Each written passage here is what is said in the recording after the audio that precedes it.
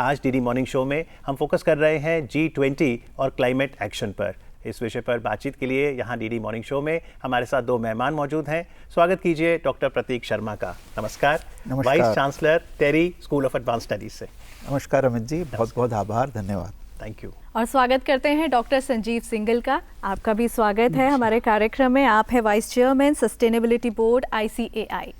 नमस्कार, बहुत बहुत आभार दूरदर्शन में बुलाने के लिए। Thank you. डॉक्टर प्रतीक, जब भी हम बिहेवियर चेंज की बात करते हैं तो व्यवहार तब बदलता है मानव का जब उसे लगता है कि मुद्दा मेरी जिंदगी से भी जुड़ता है। तो जलवायु परिवर्तन क्या है और ये एक आम नागरिक के जीवन पर क्या असर डालता है?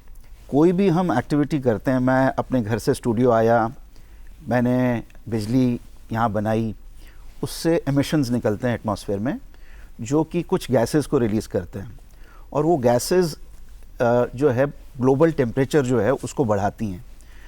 उसकी वजह से जो क्लाइमेट है उसके अंदर चेंज आता है और उस चेंज की वजह से बहुत सारी चीज़ें होती हैं जो इम्पैक्ट होती हैं। और इम्पैक्ट में ये भी हुआ, जैसे मैं मान लीजिए मिसाल के तौर पे किसान को मैं लूँ, किसान आस लगा करके बैठता है कि बारिश आएगी जून के आखिर या जुलाई के शुरू में, तो एक बहुत बड़ा एक ग्लोबल वार्मिंग का या फिर टेम्परेचर चेंज का, क्लाइमेट चेंज का ये है कि उसका जो टाइम है वो शिफ्ट हो जाता है जी। तो जब टाइम शिफ्ट हो जाता है तो अकॉर्डिंगली जो उसकी फसल का जो पानी का जो मेह का वो इंतज़ार करता है तो उसको जी बिल्कुल, यानी पैटर्न्स बदल रहे हैं। संजीव जी, बिजनेसेस की बात करें तो क्लाइमेट चेंज का बिजनेसेस पे क्या असर है? अमित जी, बहुत बड़ा इम्पैक्ट है बिजनेसेस का। जैसे अभी डॉक्टर प्रतीक ने बात की एक किसान की, मैं बात करता हूँ एक बिजनेस की।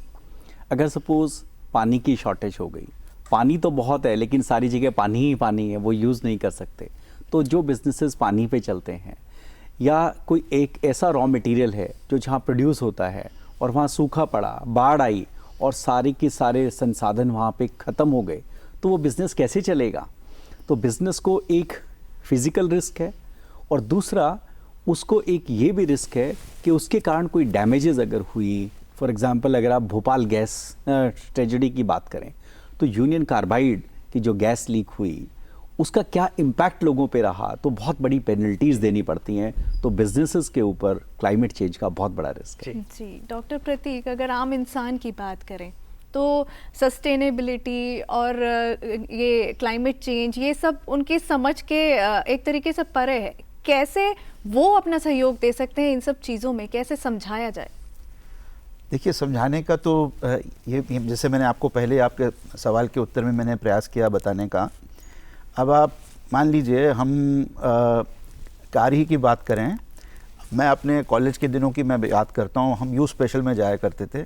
आज कहीं यूनिवर्सिटी में जाके देखिए गाड़ियों की भरमार है।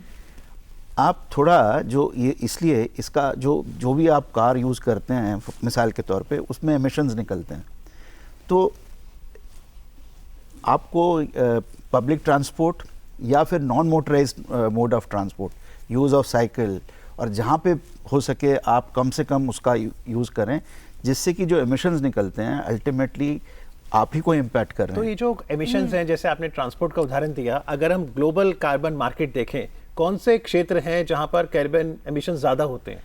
अमित जी, यहाँ सबसे अधिक जो आप देखेंगे एनर्जी जो है सबसे ज़्यादा हमारा जो पूरा अगर हम पाई चार्ट देखें उसमें 3/4 भाग एनर्जी कंज्यूम करती है हमारा। और इसमें आपका तो इसीलिए ज़्यादा जो क्लाइमेट एक्शंस और क्लाइमेट चेंज का फोकस है वो एनर्जी सेक्टर में ही है। और वही जो आज बात चल रही है एनर्जी ट्रांजिशन की, तो फोकस उसी पे है कि अगर हम उसको जो फॉसिल फ्यूल बेस्ड इकोनॉमी है उसको हम लो कार्बन इकोनॉमी बनाएं, जिससे कि लो कार्बन इकोनॉमी का मतलब हम ऐसे एनर्जी सोर्सेज को यूज़ करें जिसमें एमिशंस कम से कम हों। मिसाल के तौर पे सोलर, विंड और इस प्रकार के जो हम उनको इस्तेमाल करें तो आपका जो एमिशंस निकल रहे हैं एटमॉस्फेयर में वो कम हो। तो डॉक्टर, आम जिंदगी में अगर हम समझना चाहें तो कैसे ये किस तरीके से इन रिसोर्सेज को इस्तेमाल कर सकते हैं? बहुत छोटी छोटी चीज़ें हैं। मैं जैसे बात करूँगा कि अभी देखिए कि हर वर्ष लगभग 15 अगस्त तक हम पूरे साल के रिसोर्सेज को कंज्यूम कर लेते हैं, 7.5 महीने में 12 महीने के। इसको एक बैंक की तरह समझिए, जहाँ कुछ लोग डिपॉजिट करते हैं और कुछ लोग वो लोन को लेते हैं। तो हमने क्या किया, हमने ये किया कि अगले वर्ष से उधार ले लिए 4.5 महीने के रिसोर्सेज, और ये जाते जाते कहाँ जाएगा, हमारे बच्चों पे जाएगा। तो हम क्या कर सकते हैं, बड़े सिंपल तरीके, हम अपनी वेस्टेजेस को रिड्यूस कर सकते हैं। जैसे हमारे आदरणीय प्रधानमंत्री जी कहते हैं कि जल को प्रसाद की तरह से यूज़ कीजिए। जल की बहुत बर्बादी होती है, बिजली की बहुत बर्बादी होती है, इलेक्ट्रिकल इक्विपमेंट हैं, चलते रहते हैं, हम अपने कमरे में बैठे हैं या नहीं बैठे हैं, टीवी चल रहा है। तो अगर हम ये सोच लें कि इससे हमारे पैसे बचते हैं और साथ ही साथ हमारी आने वाली जनरेशन्स का भविष्य सुधरता है, हम उतना ही कंज्यूम करें, उतना ही खरीदें जितनी हमें ज़रूरत है। सर, G20 के अंतर्गत B20 भी है, बिजनेस 20, और उसके अंतर्गत जो एक एक्शन काउंसिल बनी ESG इन बिजनेस, आप उसके सदस्य भी हैं। तो किस तरह के मुद्दों पे बातचीत हुई, क्या आउटकम्स रहे?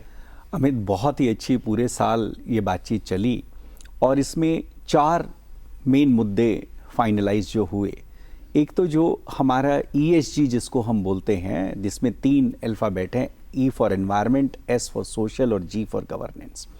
तो इसमें हमारी 4 जो रिकमेंडेशंस आई हैं, एक तो ESG स्टैंडर्ड्स जो हैं वर्ल्ड वाइड एक ऐसे बनाए जाएं कि सभी देश उसको अडेप्ट कर सकें थोड़े बहुत चेंजेस के साथ। दूसरा जो ESG गवर्नेंस है, जैसे हम कॉर्पोरेट गवर्नेंस की बात करते हैं, वैसे एनवायरनमेंट रिलेटेड गवर्नेंस को हम कैसे बढ़ावा दें। तीसरा बिजनेस रिजिलियंस और डिजास्टर मैनेजमेंट, कोई डिजास्टर है उसकी एजुकेशन को कैसे प्रमोट करें, लोगों को कैसे उसके बारे में बताएं। और चौथा है ESG के पाथवेज जैसे मैं सिंपल शब्दों में समझाऊं तो हम जो प्रोक्योरमेंट करते हैं, जो हम खरीदते हैं, अगर हम ऐसी चीजें खरीदने लगे जो कि ग्रीन हैं, देखने में ग्रीन नहीं पर जिनको ऐसी ऊर्जा कम, जैसे डॉक्टर प्रतीक ने बताया 74% जो है, 3/4 वो एनर्जी में जाता है, कम ऊर्जा जिसमें लगी उसको अडॉप्ट कर ले। और आज जो MSME सेक्टर है एमर्जिंग इकोनॉमीज में, जो कि 360 मिलियन से 450 मिलियन यूनिट्स हैं, उनको कैसे बढ़ावा दें ताकि वो कार्बन इंटेंसिटी को रिड्यूस कर सके।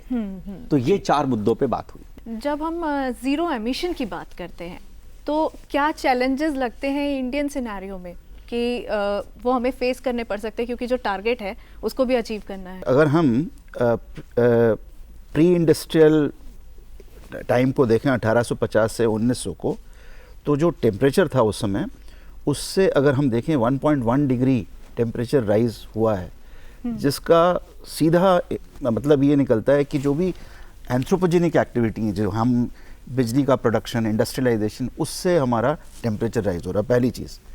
दूसरा, अब आपको जिस रेट से अगर हम चलते जाएं तो ये टेम्परेचर राइज होते ही जाना है, तो कहीं ना कहीं हमको उसको स्टॉप करना है, क्योंकि उसके इम्पैक्ट, जैसे डॉक्टर साहब ने भी बताया, मैंने भी शुरू में बताया कि उसके इम्पैक्ट्स जो हैं बहुत ज़्यादा इम्पैक्टफुल हैं सोसाइटी में।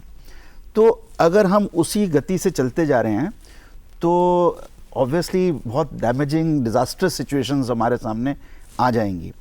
तो रेगुलेटरी बॉडीज़ ने वर्ल्ड वाइड ये इस तरह का उसकी एक असेसमेंट किया IPCC ने, कि अगर हम को एक टारगेट अचीव करना है 1.5 डिग्री सेल्सियस का, और इसका कॉन्टेक्स्ट हमारे G20 में भी आ जाता है, तो उसके लिए हमको कुछ प्रयास करने पड़ेंगे।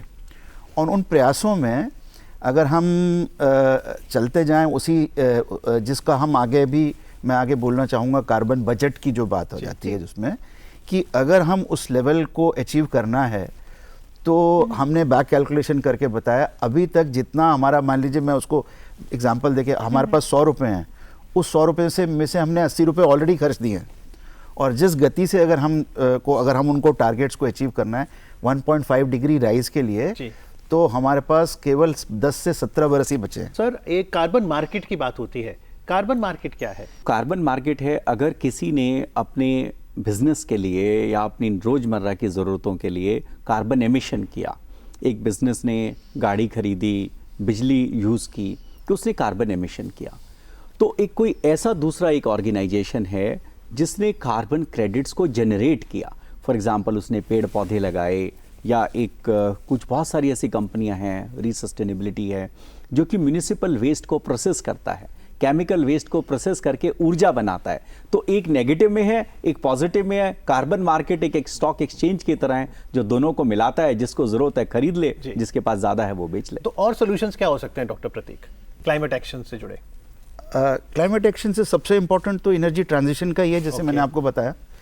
और जो है मतलब उसी में कार्बन जो एनर्जी ट्रांजिशन जब तक नहीं करेंगे हम, और तब तक आपका, क्योंकि जैसे शुरू में आपने भी डॉक्टर साहब ने भी बताया कि 75% आपका जो है एनर्जी कंजम्पशन से है, और उसके लिए जब तक हम क्लीन एनर्जी और ग्रेजुअल ट्रांजिशन नहीं लाएंगे, कार्बन फाइनेंस की बात है, तब तक हम जो है उस टारगेट्स को अचीव नहीं कर पाएंगे। कॉर्पोरेट और क्या क्या तरीके अपना रही हैं डीकार्बनाइजेशन के लिए?